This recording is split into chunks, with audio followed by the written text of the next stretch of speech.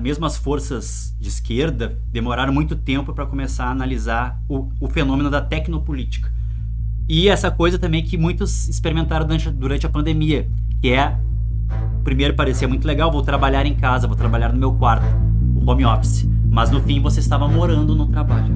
Nós compreendemos que cada vez mais a subsunção do tempo real dos trabalhadores is based solely on the fact that they fully support the anti-apartheid struggle. Avante, pois, compatriotas e camaradas.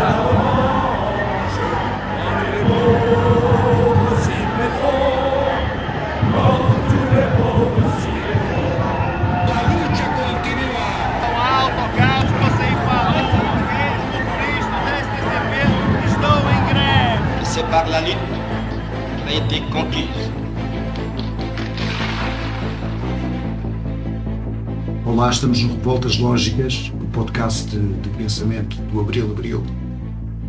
Um podcast que vai estrear-se falando com Walter Lippold, coautor do livro Colonialismo Digital. Há alguns anos, Walter, num livro, um trabalho da Saskia Sassen, ela, chamado Digital Formation, ela defendia que as redes e a internet iriam contribuir para a concentração do capital financeiro, mas do ponto de vista das revoltas e dos movimentos sociais iam contribuir para a sua multiplicação.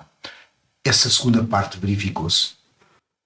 Eu venho dos anos 80, uma época em que, e a passagem para os anos da década de 90, do século 20, onde a cibercultura, as redes digitais, o próprio hackativismo, não tinha esse nome, esse termo na época ainda, mas havia uma crença numa tecnotopia.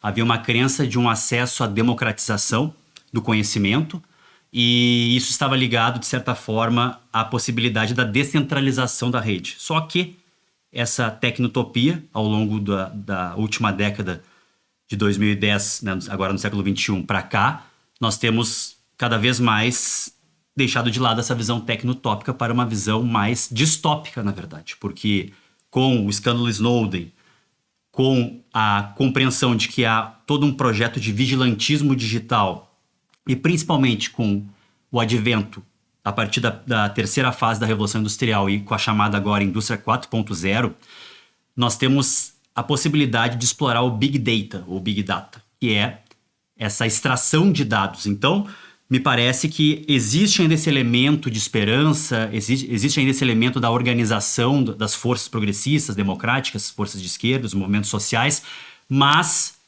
pelo que hoje nós estamos observando, o que ocorre é exatamente o contrário. E a própria história da internet, ela já vinha da tecnologia militar, vinha da Guerra Fria, o lançamento do Sputnik, nós tivemos aí a criação do DARPA e, a partir disso, a ARPANET. Então, a internet já nasce como tecnologia militar estadunidense na Guerra Fria.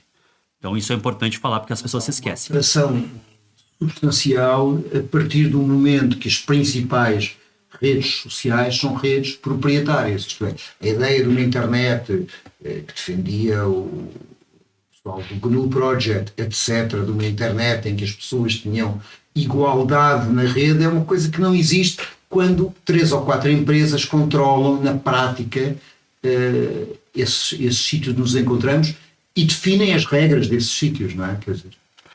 São as chamadas Big Techs, essas grandes corporações do Vale do Silício que monopolizam e que muitas vezes elas nos trazem uma ideologia baseada numa visão de que elas são potências benevolentes, quando na verdade são corporações imperialistas que não só trabalham com a extração de minérios. Nós temos, por exemplo, uma matéria jornalística no jornal brasileiro Brasil de Fato saiu, fazendo uma conexão entre a expansão do garimpo ilegal no Brasil, nas terras Yanomami, indígenas, e o ouro extraído ilegalmente de terras indígenas Yanomami, em Roraima, vai para a Itália, onde tem auditoria, ou seja, o ouro sujo é lavado para integrar aí hardware, enfim, né, máquinas ligadas à internet, à tecnologia digital, à indústria 4.0. Então, esse é o problema. Nós estamos dentro de uma rede que cada vez mais vai sendo privatizada. E as Big Techs são as GAFAM, como eles chamam, né? O Google, Alphabet Google, a holding Alphabet, que controla a Google Corporation, não só a Google Corporation, como também a Google Ideas, que ninguém fala muito, que é o Think, Do, Think da Google. Inclusive, o primeiro CEO da Google Ideas, os primeiros CEOs da Google e Google Ideas, Eric Schmidt e Cohen, estavam ligados, por exemplo, à consultoria militar com Condoleezza Rice, com o governo Clinton, e poucos sabem também que eles se reuniram em Bagdá em 2008, destruída, aniquilada, para criar uma visão de que a Google é a nova Lockheed Martin, a mesma empresa de tecnologia espacial que permitiu propulsão e armas, né, de destruição em massa nucleares na Guerra Fria, e dentro todo aquele jogo do complexo industrial militar dos Estados Unidos, nós temos hoje Google querendo ter esse papel. Então eles têm consciência disso e assumem esse papel de uma corporação que, inclusive, podemos chamar de necrocorporação, porque diretamente ela tem causado crimes contra a vida. Por exemplo, ao receber minérios, não só do Brasil, mas também do Lago Kivu, né? O coltão, que é a liga columbita e tantalita. Nós temos também o lítio na Bolívia. Agora há pouco Elon Musk, no seu novo brinquedo, Twitter, falou que dá golpe em quem eles quiserem. E a rede... Deu um golpe, né? Exatamente. O lítio, né, é essencial para as baterias dos carros.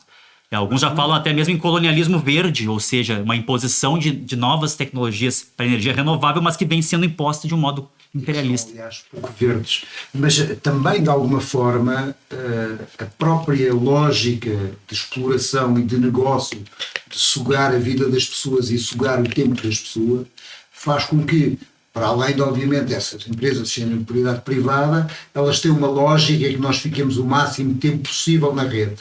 E isso tem privilegiado teorias da conspiração, novos fascismos,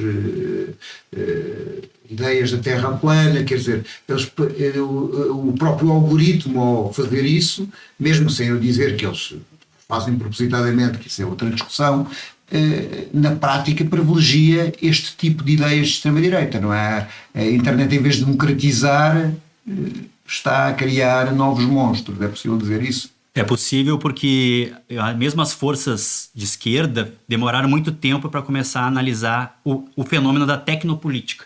E a extrema-direita, principalmente aqueles que se baseiam no chamado método Steve Bannon, como funciona esse método? Quem são eles? Orbán, Bolsonaro, né? O próprio processo do Brexit também teve esse tipo de tecnologia. Como funciona o uso de Big Data para segmentar a entrega de anúncios? Isso está ligado à economia da atenção. E a economia da atenção é exatamente o que nós estamos conversando aqui. É uma economia que tem uma ciência toda produzida para manter o usuário cada vez mais tempo ligado à rede proprietária, ao Instagram, ao Facebook, ao TikTok, etc. A essas tecnologias, esses softwares, esses aplicativos. E aí o que acontece? Há uma verdadeira acumulação primitiva de dados, onde os dados são extraídos numa corrida violenta aos dados, e esses dados são rentabilizados e também são tratados, são processados em data centers estadunidenses. E criam influência. Fábricas de influência, podemos falar. Podemos falar de fábricas de modelagem de comportamento. Como você vai tratar com data science, ciência de dados, o Big Data. A partir disso você sabe quem é contra a descriminalização do aborto, quem é a favor da liberação das armas, quem é ligado a ideais neonazi. E aí você vai segmentar a entrega com um microdirecionamento. Para vocês terem uma ideia, Bolsonaro, na reta final da campanha, aplicou 5 milhões de reais, em torno de 1 milhão de euros, por dia só no YouTube, para impulsionar o seu conteúdo. Então, é um jogo que está dentro da economia da atenção e, de certa forma, nós estamos, sim, não que o colonialismo digital seja uma nova fase, nós estamos com o Nkrumah dentro da compreensão do neocolonialismo. Eu compreendo que nós estamos num momento de neocolonialismo. Também trabalhamos com o Pares e Eros e o Praven-Já, neocolonialismo tardio. Então, esse conceito que nós falamos sobre colonialismo digital, colonialismo de dados, ele está atrelado ao modo de produção capitalista. Nós não estamos num pós-capitalismo, num tecnofeudalismo, num modo de produção informacional. O que nós compreendemos é que cada vez mais a subsunção do tempo real dos trabalhadores ocorre, essa subsunção devido ao que Terezinha Ferrari, professora intelectual brasileira, chamou de fabricalização da cidade, ou seja, o toyotismo, o just in time, e é o que eu estava falando da GAFAM. GAFAM, Google, Amazon, Facebook, Meta agora, a Apple e a Microsoft. E o que acontece?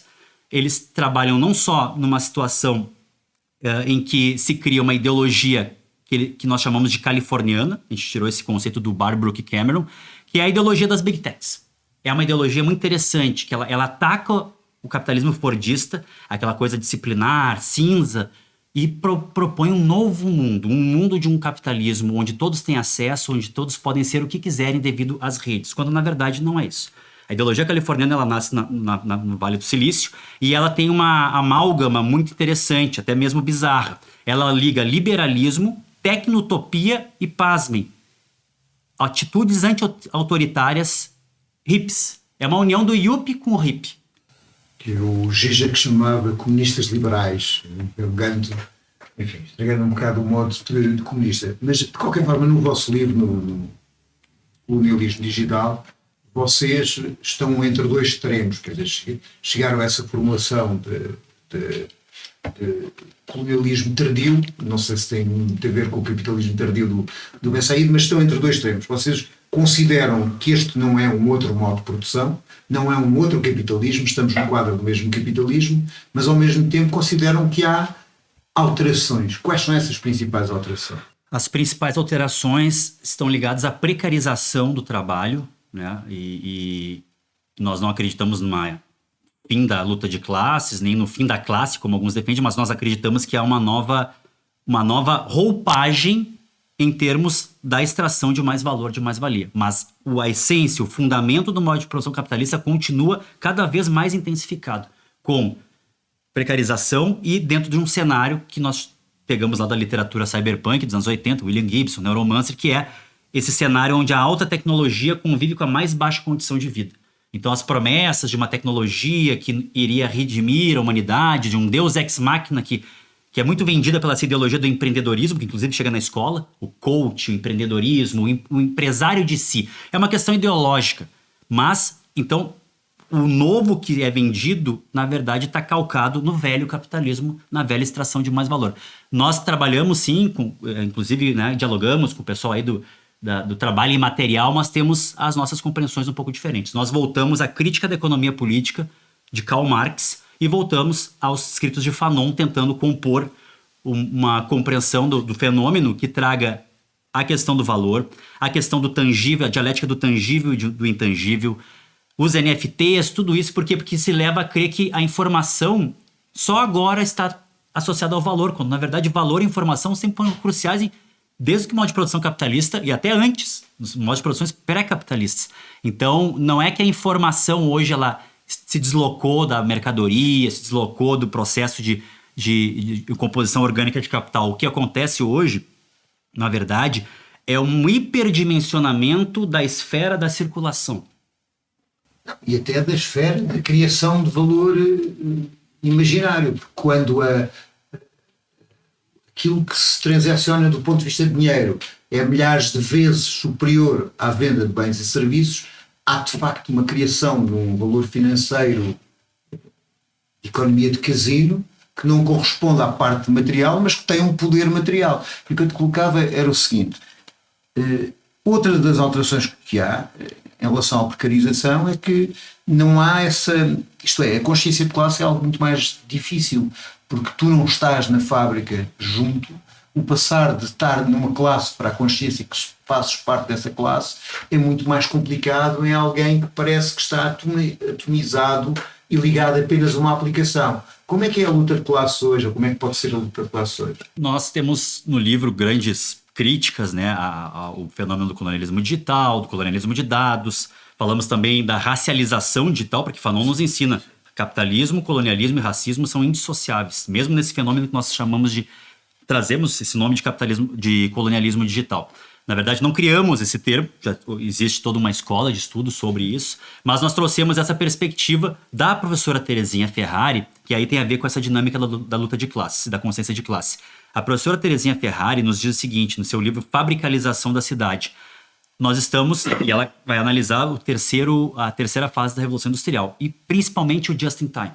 O toyotismo, o just in time, essa magia, parece-se, que a mercadoria está no lugar certo na hora certa. Just in time, o que é que significa o conceito? Significa essa tentativa de superar o Fordismo, de ter estoques para que a mercadoria esteja no lugar certo, na hora certa e sempre em circulação, como, por exemplo, a própria Amazon prega e efetiva. Quer dizer, a mercadoria está sempre em circulação num grande circuito e ao mesmo tempo, o just-in-time, ele principalmente está fundamentado nessa questão de não ter estoque zero.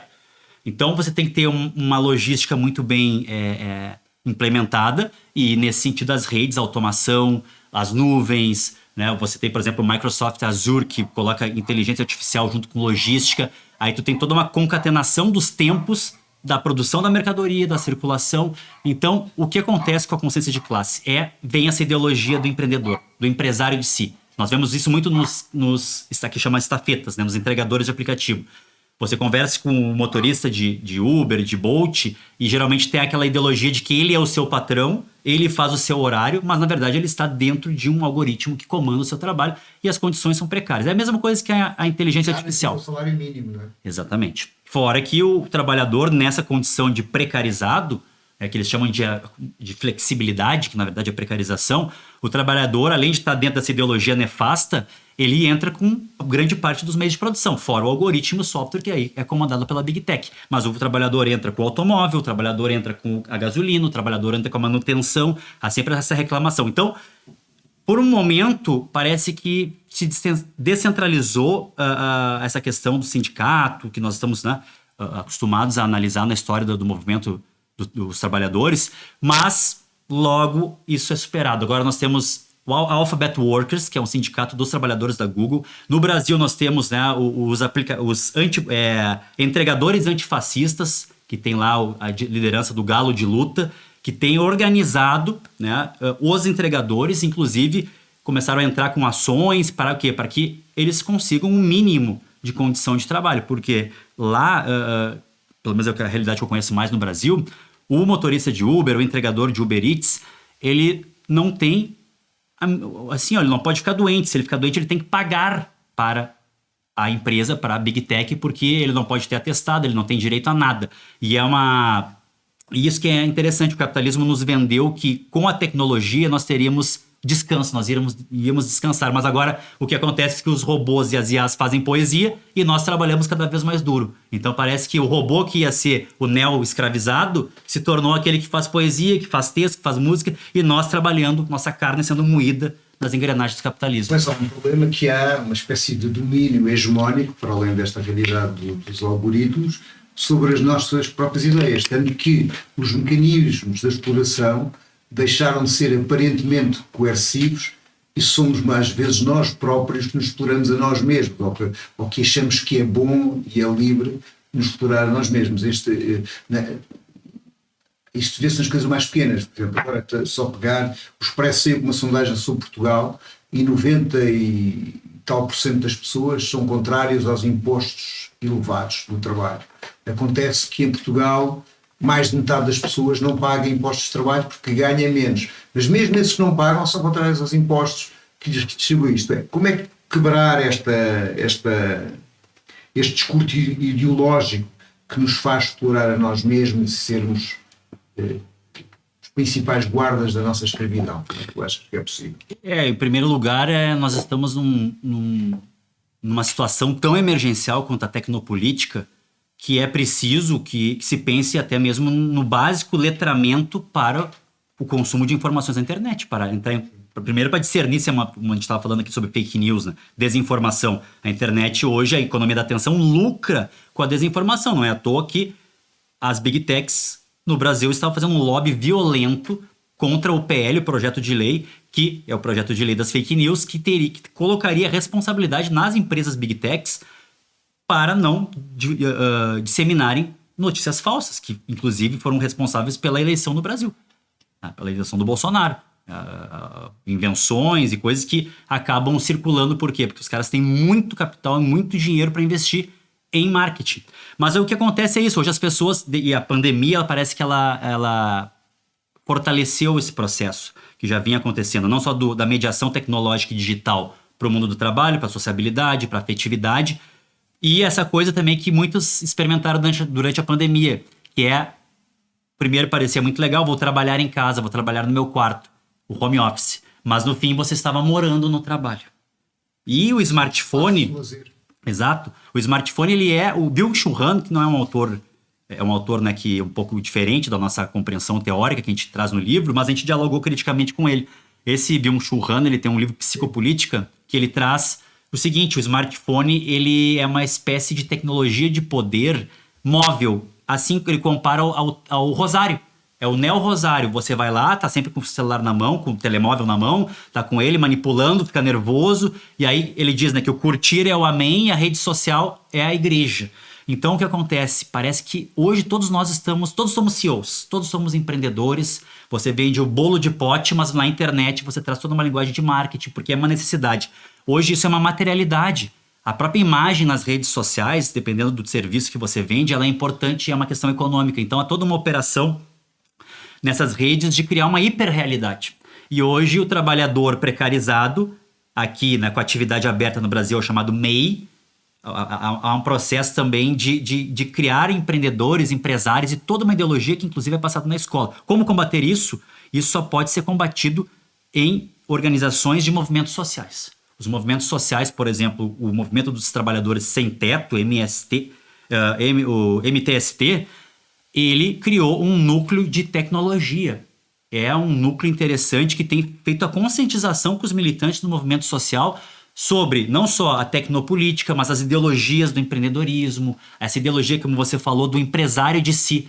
Parece que o sonho febril dos capitalistas é internalizar a luta de classes no indivíduo. O indivíduo se autoexplora. E aí, por isso que o próprio Han fala, né, não é um autor marxista, mas é interessante que ele nos traz, ele fala a questão do... Sociedade do cansaço. Exato, o cansaço, o burnout, é uma sociedade do cansaço, de uma visão positiva. Ele diz que na época do Fordismo, do capitalismo fordista, era aquela coisa, a mesma escola reproduzia isso, né? Aquela coisa cinza, filas, aquela imagem que nós temos do Another Brick in the Wall, né? do clipe. Do filme do Charlie Chaplin.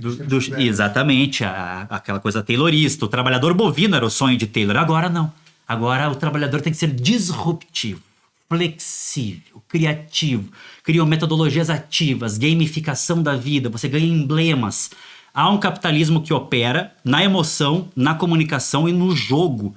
A gamificação da vida tem acontecido. Esses aplicativos, eles têm dado emblemas, você ganha emblemas. Você faz tantas horas, você ganha tal emblema. Então é uma ludificação da vida e, ao mesmo tempo, é um poder que, segundo Han, que ele opera de modo inteligente. Ele explora a nossa liberdade. Você é livre para dizer o que quiser, ser o que quiser nas redes. Desde que seja explorado. Exato. Uma coisa interessante no vosso livro é que vocês afirmam que o racismo e o colonialismo, mais do que serem importantes apenas numa época de população primitiva, eles mantêm-se até agora, que não existe colonialismo nem capitalismo sem racismo, e ele existe e mantém-se e até se reforça de algumas maneiras nesta sociedade tecnológica. Como é que isso se verifica? Nós partimos da intervenção do Fanon no primeiro congresso de escritores e artistas negros em Paris, isso nos anos 50, onde ele, e depois isso aí foi publicado por uma Revolução Africana, em defesa da Revolução Africana.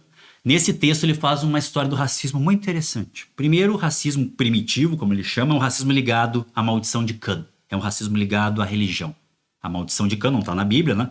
Para quem não sabe, Noé teria amaldiçoado Canaã, segundo o Pentateuco, Gênesis. Canaã, que era o filho de Cã, Noé teria bebido, teria ficado nu, e seu filho teria feito algum tipo de chacota do pai, e os outros irmãos, Jafé e Shem, botaram o pai para dormir. No outro dia, o pai, Noé, fica sabendo e amaldiçoa Canaã. Teu filho, Canaã, será escravo e terá esse destino, será escravo dos seus irmãos. Mas, na Idade Média, começou uma nova compreensão de que a maldição de Cã era de Cã. E quando Noé amaldiçoou Cã, a sua pele teria enegrecido. Essa era a explicação da igreja oficial da origem dos povos negros. Porque Cã teria dado origem aos camitas, teria filhos como Put, Misraim, Cush e o próprio Canaã, e Jafé teria dado origem à Europa e Shem à Ásia. Depois vem um racismo, a raciologia pseudocientífica. Começa a se sofisticar mais. vem o Conde de Gobineau, que não era conde. Só disse que era conde, mas não era conde. Era amigo do Dom Pedro II, foi ao Brasil. Falou que o Brasil não iria para frente se não embranquecesse aquele país. Foi um dos grandes lobistas do projeto de embranquecimento e trazer braços da... Nem existia ainda a Alemanha e a Itália para a imigração no final do século XIX, na transição do modo de produção escravista colonial para o capitalista no Brasil. Então, o que acontece? Aí vem essa coisa do ensaio da desigualdade das raças, do Gobineau, de uma pseudociência, craniometria, frenologia, lombrossos e toda essa coisa. E aí o fenômeno é o seguinte, o Fanon diz que aí sai desse momento pseudocientífico e vai para a questão cultural, é um racismo cultural, eles e nós, choque de civilizações. Aí já é uma... Mas o que o Fanon nos diz é o seguinte, é incrível, os meios de produção se desenvolvem, se sofisticam e o racismo junto se sofistica. E isso acontece nesse momento que nós estamos vivendo. O professor Tarcísio Silva, que foi nossa base teórica, desenvolveu estudos sobre racismo algorítmico. Olha que interessante. Existe todo um projeto de reconhecimento facial, por exemplo, o Smart Sampa, em São Paulo, né, que reconhece a face e o algoritmo, ele sabe quem você é, mas o problema é o seguinte, o que ocorre cada vez mais é que esses algoritmos eles reconhecem, inclusive para reconhecimento criminal, e várias pessoas inocentes, todas elas homens negros, são reconhecidos como criminosos. Mas essa mesma tecnologia que reconhece um rosto negro e uma coisa cyberlombrosiana, vamos dizer assim, o rosto do crime, é a tecnologia que erra a torneira, o sensor da torneira de água, quando você passa o braço branco ali, liga. E muitas vezes há reclamações em vários lugares do mundo que essa tecnologia não funciona para a pele negra. Tecnologia e racismo são dois velhos conhecidos. Se a gente falar de mídia, a própria Kodak, os filmes quando foram criados, eles não captavam a pele negra. Eles eram feitos para brancos. A Kodak tem toda uma história ligada a isso.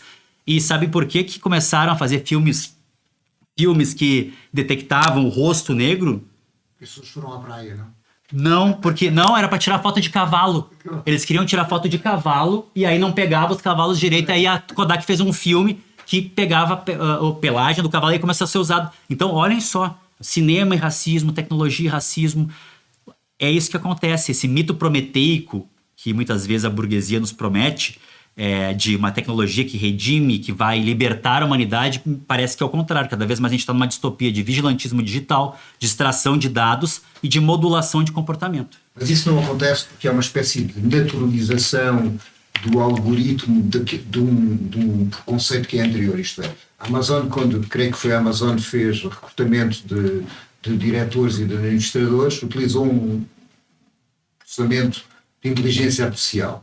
E esse processamento excluiu a maior parte, ou a totalidade das mulheres. Quando eles foram investigar aquilo, o que acontecia é que, no seu mecanismo de autoaprendizagem, o algoritmo viu qual era a prática. E como a prática era machista, ele considerou que aquilo era um dado positivo e manteve e tornou científico e natural aquilo que é um preconceito ideológico e machista. Não acontece mais por isso?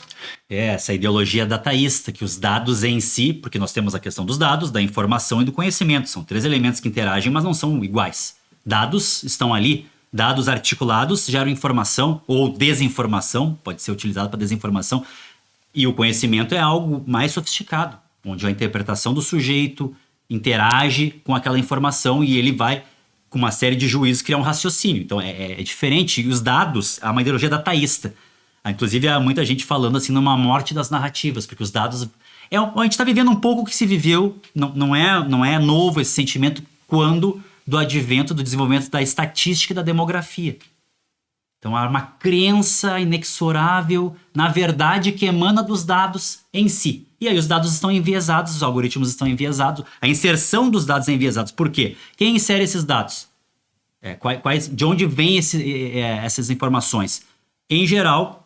são pessoas, né, programadores e do norte, esses inserem dados. Agora tem um outro lado que também leva, né, a uma visão de colonialismo digital, que é o seguinte: essas IAs, toda essa tecnologia tem por trás click workers, é um outro lado. Quem são os click workers? Microtrabalhos. Eu mesmo fui por 6 meses, por necessidade e por pesquisa, unir o útil ao agradável que eu estava precisando, eu fui click worker.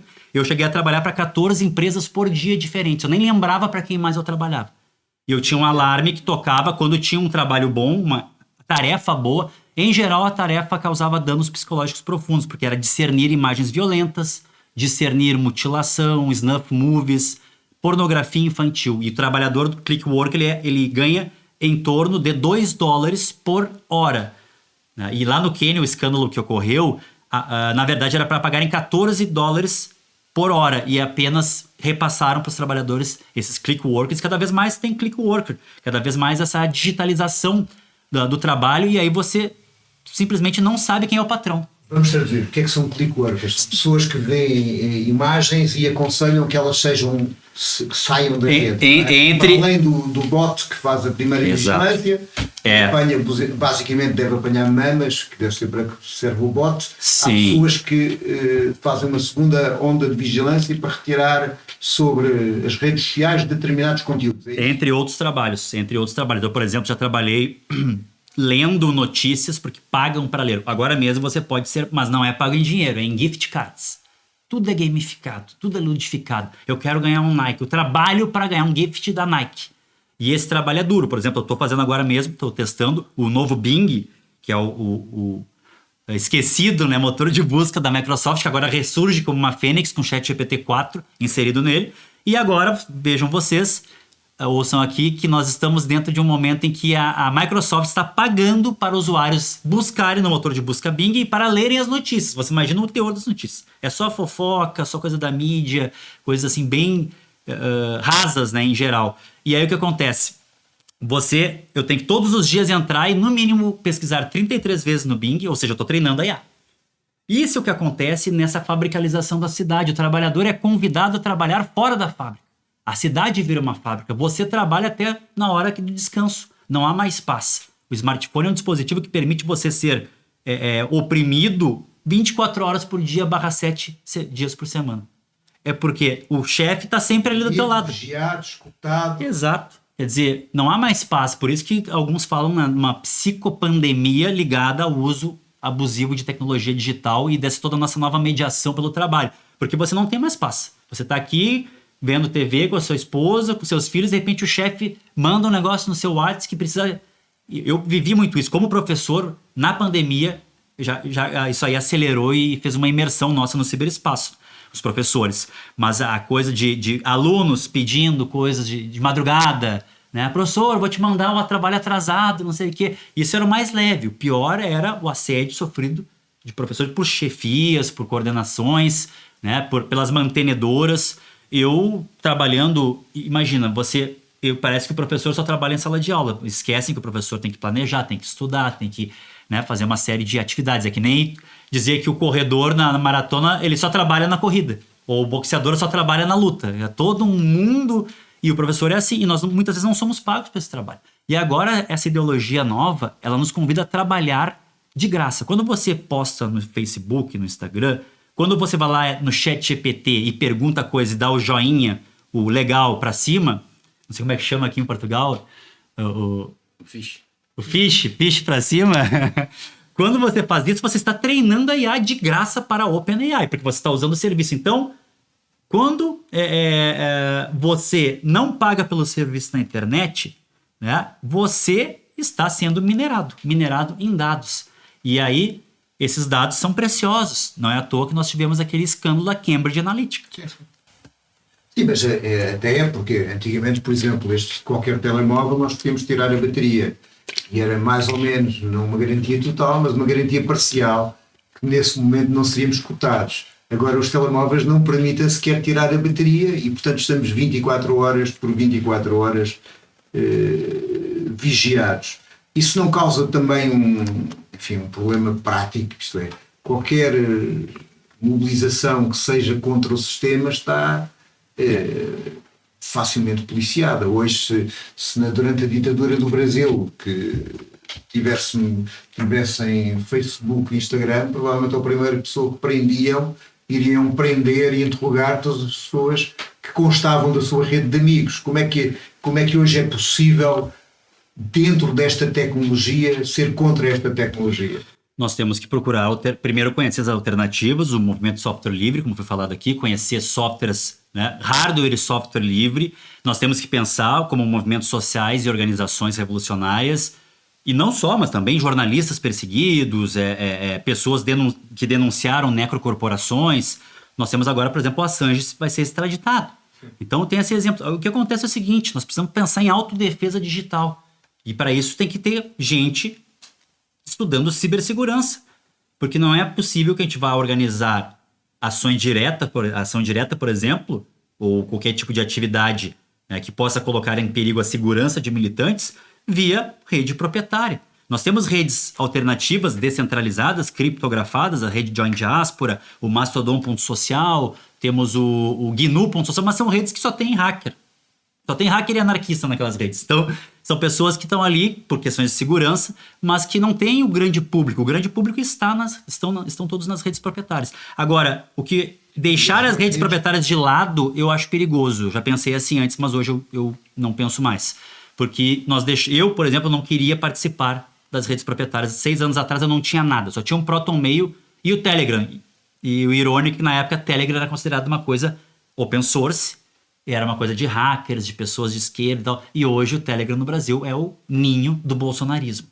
Então, nós precisamos conhecer, mas não é só conhecer técnica, software, é também, ao mesmo tempo, criar dentro dos movimentos sociais, como fez o MTST, núcleos para discutir tecnopolítica, tecnologia, porque realmente, hoje com um smartphone é possível você ligar a câmera, ouvir, o próprio Big Data é extraído assim, às vezes as pessoas dizem, eu pensei em algo e apareceu uma propaganda, né? Um marketing direcionado, né? Então existe todo um jogo de poder, de exploração e tecnológico que nós não compreendemos. Aí vem essa ideologia do fetiche tecnológico. Parece que a tecnologia está viva, né? O que é fetiche? É dar ânima ao inanimado.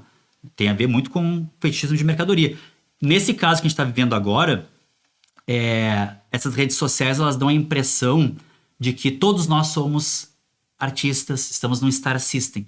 Eu comparo, às vezes o pessoal critica a minha comparação, mas me parece um pouco o que aconteceu. Eu dei muito tempo aula de história antiga do Egito. E no Egito Antigo, primeiro, né, tu tem o livro das pirâmides, depois tu tem o livro dos sarcófagos, depois o livro dos mortos. Em cada um desses livros, no primeiro, só o faraó tem direito à vida eterna.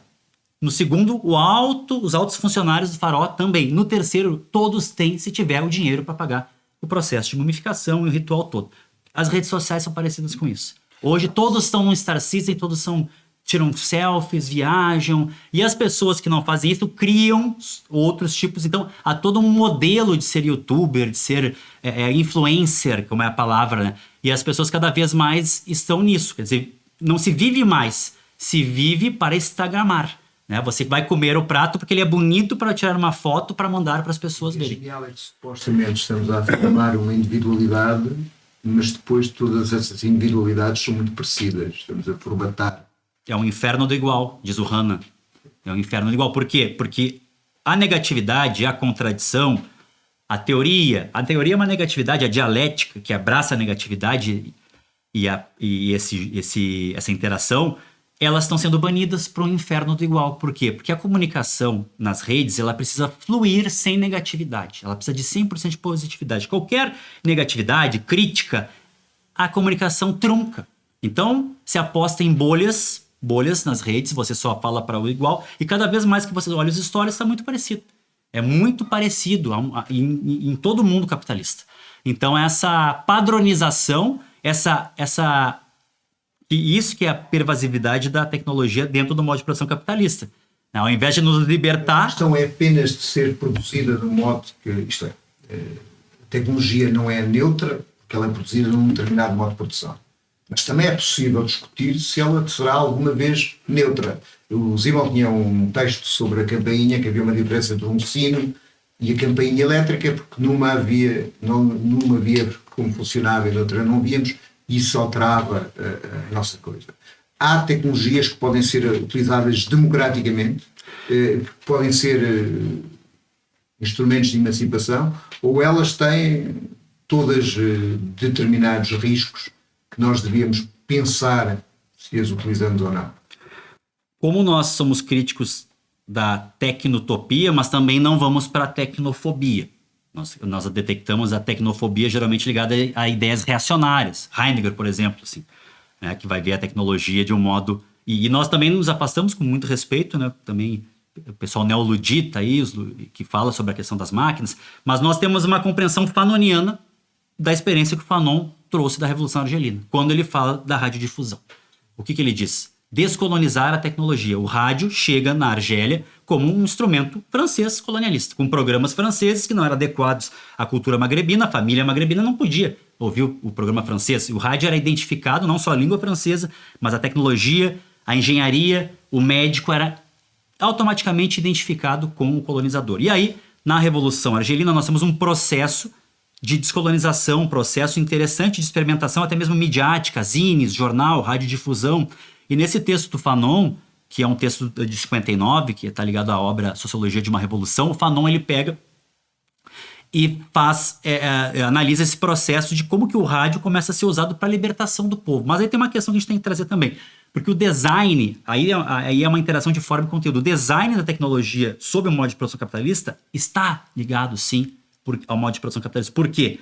Porque o capital, ele explora, né, não só a força de trabalho, mas o intelecto geral também da humanidade. Está lá no Grundrisse, né? Podemos depois fazer as críticas, né, sobre esse conceito que está lá no Grundrisse, mas o intelecto geral é o conhecimento produzido socialmente pela humanidade, que é apropriado pela IA, por exemplo, da OpenAI, onde vai sendo sugado o conhecimento, sugando não só conhecimento, mas expertise também.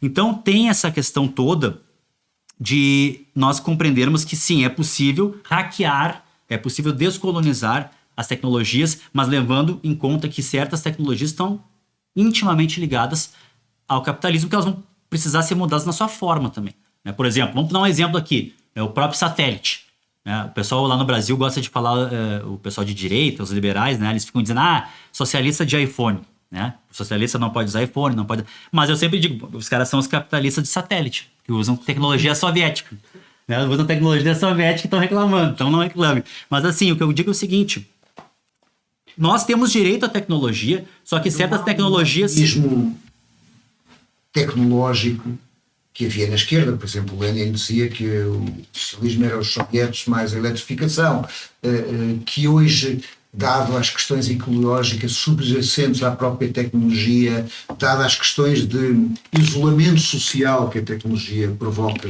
porque corta o lado comunitário, gregário, de contacto com o outro, atomiza as pessoas, nós não devíamos discutir a própria limitação da utilização da tecnologia. Essa é a discussão que entra sobre a IA. Nós deveríamos criar uma IA nas universidades federais? Será que uma IA pública ligada à ciência, à soberania digital e à soberania nacional é importante? Essa discussão está sendo feita agora. Nós defendemos que sim, que é necessário no momento criar uma inteligência artificial pública. Exato, que possa, porque provavelmente na indústria 5.0 que está chegando aí, a 4.0, né? A partir de 2010, ou seja, a quarta fase da Revolução Industrial, que vai trazer Big Data, realidade aumentada para a produção, nuvens, automoção cada vez mais profunda, e isso tem a ver com, mais uma vez, a tecnologia ela tem se tornado uma tecnologia, um fenômeno hostil ao trabalhador, ao invés de trazer mais tempo para o trabalhador viver. Então parece que quanto mais a tecnologia se desenvolve, mais o trabalhador está subsumido, formal e real, uma subsunção formal e real. Agora, nós vamos deixar a tecnologia de lado, nós vamos deixar de usar, né? Essa discussão está muito ligada hoje à IA. Devíamos deixar a IA de lado, ela é perigosa porque o que está aí... Mas só a IA é a utilização da alteração do genoma humano, biotecnologia, o transhumanismo e a biotecnologia. Ciborgues. Nós não estamos no limiar de uma alteração, essa sim, real, entre poderosos e não poderosos, no sentido de termos instrumentos técnicos que façam que os poderosos sejam não só muito mais ricos, como muito mais fortes, muito mais inteligentes, por uma alteração tecnológica. Não há aqui uma questão de...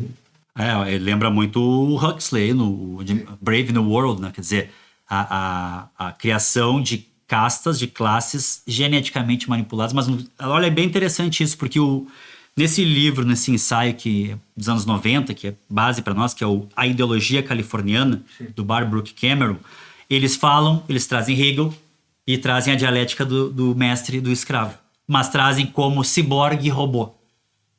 Então, essa crença da classe burguesa ligada aí às big techs, dessa superação do corpo biológico rumo a um corpo ciborguiano, transhumano, e ao mesmo tempo essa crença de que o robota, e a palavra robota, né, ela tem etimologicamente ligação com escravizado, e a própria palavra escravo, né, tem etimologia ligada a eslavo, desde a época do Império Sacro Germânico. Então, essa dialética do ciborgue, só que não é para todos, mais uma vez. Assim como a tecnologia não é para todos, ela é para todos no sentido da opressão e da extração de dados. No Brasil, na pandemia, nós vimos isso. Havia toda uma utopia de que nós íamos dar aulas com YouTube, com vídeos, com realidade aumentada, quando a gente descobriu que os alunos de periferia, os alunos da escola pública, mal tinham franquia de dados para acessar as aulas online. Então, também tem esse outro lado. Tem o lado dos desconectados. E os desconectados são, geralmente, eles vão ter uma pecha, assim, um estigma que é gerado, inclusive, por IA, por algoritmo. Eles são considerados o lixo da sociedade informacional, porque eles não geram nem dados. É uma espécie de novo lumpen, né, de neo-lumpen, só que dentro de uma visão de precariado, fazendo pequenos bicos, sem nenhum tipo de assistência, dentro de um mundo de vulnerabilidades.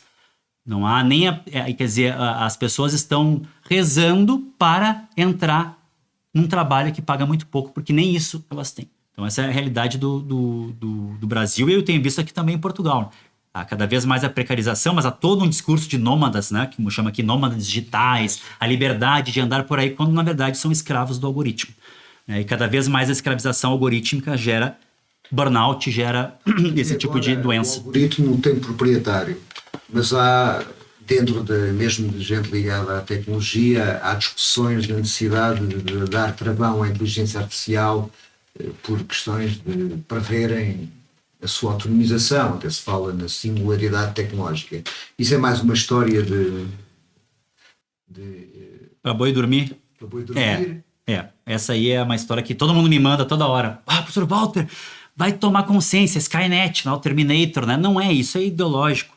A grande questão é quem controla esse meio de produção. É a velha luta de classes, que eles dizem, teimam, toda década eles matam o Moro, matam Marx. Acabou, a teoria evaneceu. Não. Enquanto houver capitalismo, a crítica da economia política, o materialismo histórico, né, e o método dialético vão continuar nos fundamentando para compreender esse fenômeno. Então, quer dizer, não há essa coisa de singularidade, né? Agora o próprio Elon Musk assinou, porque ele foi um dos grandes investidores da OpenAI, do ChatGPT. Aí agora ele assinou junto com outros que é um perigo de singularidade, ou seja, a IA tomar consciência própria. O perigo é a luta de classes.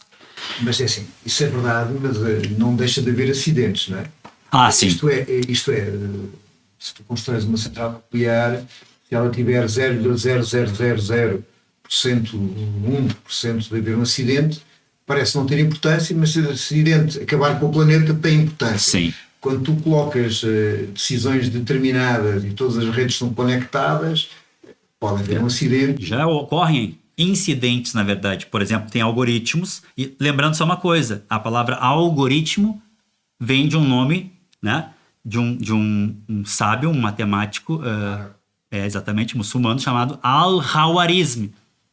É ele que criou o algoritmo e o algarismo, que ele trouxe da Índia e adaptou, mas, né? Então é importante dizer que essas tecnologias têm já, né, um fundamento teórico, matemático, filosófico bem antigo. Mas o que acontece é o seguinte, tem algoritmo tratando do tempo que você vai ficar incondicional nos Estados Unidos. E esse algoritmo leva em conta o quê? O bairro que você mora, se você é branco, se você é negro. Então o algoritmo está decidindo a vida das pessoas, se vão ficar mais na cadeia, na prisão ou não, é decidido por um algoritmo. Assim como algoritmos decidem nossa vida financeira, crédito. Crédito é decidido. O que é que tu pagas por um bilhete de avião, ou o que é que tu pagas Exato. por um turismo, ou até há um célebre vídeo da expulsão de um passageiro a morro de um avião de uma companhia americana porque não tinha tantos negócios, portanto havia overbooking, é ele que se faz. Caiu fora. O algoritmo ele decide isso. Aí você imagina o algoritmo decidindo pena de morte, ou decidindo. E eu digo o seguinte, nós não tem, a gente chegou num ponto que não há mais como voltar atrás. O capital tá em cima da IA. Ano passado era NFT.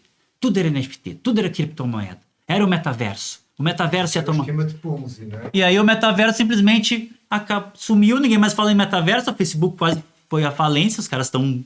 Por isso que eles estão cada vez mais, né, fazendo lobby no Brasil, porque se eles perderem o mercado brasileiro, que é um mercado maravilhoso para marketing digital, são 160 milhões de usuários na internet.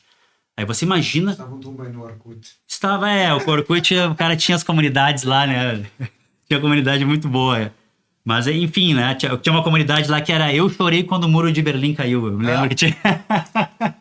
Mas tinha umas coisas assim, né? Mas, enfim, é isso que acontece. Há toda uma ideologia de que você é dono do seu destino, você faz. E se você não faz, o problema é seu. Você é um fracassado, individualiza o fracasso social. Isso causa depressão, causa burnout e uma série de doenças que cada vez mais as pessoas padecem. Quer dizer, hoje você tem que pagar para dormir. Porque o capitalismo tira teu sono e tu tem que pagar o remédio para dormir. Hoje o sono é rentabilizado através da indústria farmacêutica. Você tem que pagar para dormir. Senão não dorme, de tanto problema que tem na vida. O trabalho é sempre precário, vai ser demitido amanhã, né? Sem saúde, sem casa. Olha o absurdo desse país. Um país que se esfacela atualmente. As pessoas não têm como onde morar porque não tem condições de pagar devido a uma especulação financeira terrível. É assim, ó, olha, é chocante o que a gente está vivendo. E no Brasil, imaginem que a coisa tá sim, né? Digamos que depois de tudo que aconteceu, principalmente com o governo de milicianos, ou seja, esquadrões da morte chegaram ao poder da República e implementaram um projeto de colonialismo interno, que já vinha ocorrendo no Brasil, mas dessa vez eles fizeram pensado, expansão do garimpo, da pecuária, destruição, é aquele pensamento de miliciano lá do subúrbio do Rio de Janeiro mesmo, é ganhar pouquinho, mas ganhar. Né? Eles querem destruir, botar a Amazônia abaixo para plantar soja, gado e levar o ouro das terras indígenas. Então é interessante que esses bolsonaristas são o melhor exemplo. A alta tecnologia a serviço da maior barbárie capitalista. Daquele capitalismo assim, ó, de destruição predatório que a gente pode chamar até de necrocapitalismo, que é o que ataca diretamente a água, as terras das pessoas, a comida, a sobrevivência básica, né? E a vida. Então, nós estávamos com um governante no poder com esse projeto.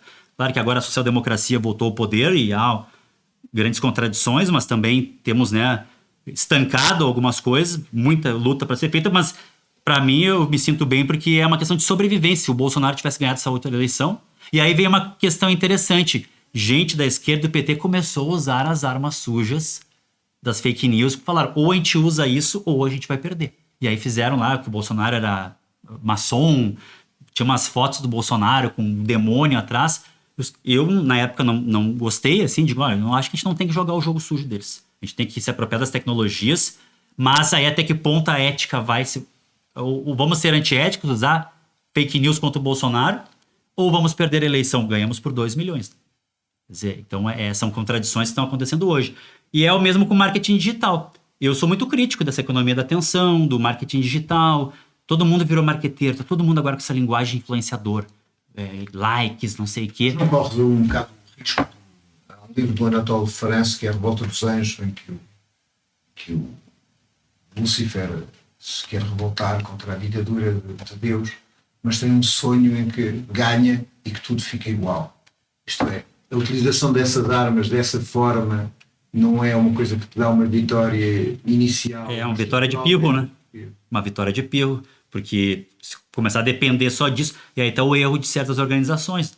Quer dizer, ao invés de trazer possibilidades, né, de desenvolver o poder popular, de fundamentar, né, seu poder nas massas, no movimento de massas, de trabalhadores, de campesinos, de operários, de indígenas, das mulheres, dos gays, dos negros no Brasil, por exemplo, que é o exemplo que eu mais conheço, se aposta nesse jogo, né, muitas vezes perigoso. Eu sou contra. Só que no desespero eu não emiti opinião, porque eu estava tão desesperado na época com a possível vitória do Bolsonaro, porque eles estavam botando 5 milhões de reais por dia no YouTube, é muito dinheiro. Eu sei porque eu mexo com marketing digital. Então, assim, quem tem grana... Vou dar um exemplo para vocês entenderem, ouvintes. Olha só, se você dispõe de 1.000 euros por dia para o Instagram e faz um carrossel ali de um infoproduto ou infoserviço, né? Eu estou falando do Brasil, da realidade brasileira. Você vai chegar a milhões de pessoas por dia. Se você não paga nada, hoje em dia cada vez o algoritmo das redes, das proprietárias, está cada vez mais difícil ganhar seguidor e entregar conteúdo. Tem que pagar.